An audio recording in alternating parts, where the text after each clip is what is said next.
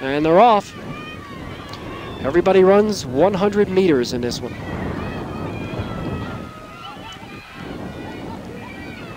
And Montbello with the first exchange. On the outside, running strongly, though, on that exchange was Hinckley, but look at Montbello come. We'll see on this pass. Montbello again with the first handoff, but close by, just outside. Mullen making a strong bid. Not anymore, though.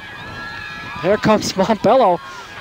Final handoff, way out in front. It's the Warriors from Montbello. Mullen running second, East. Joaquin Pons sprinting.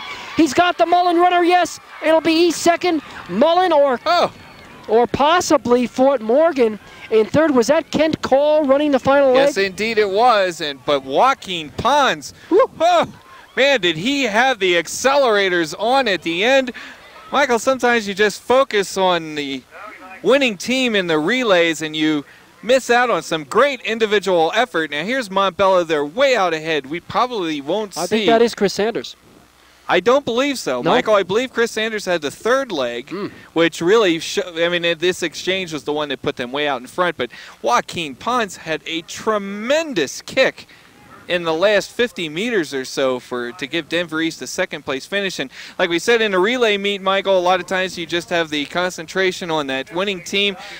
You don't see those terrific individual performances within the relay team setting. That's why most people, Michael, prefer just a regular track meet with all those open events.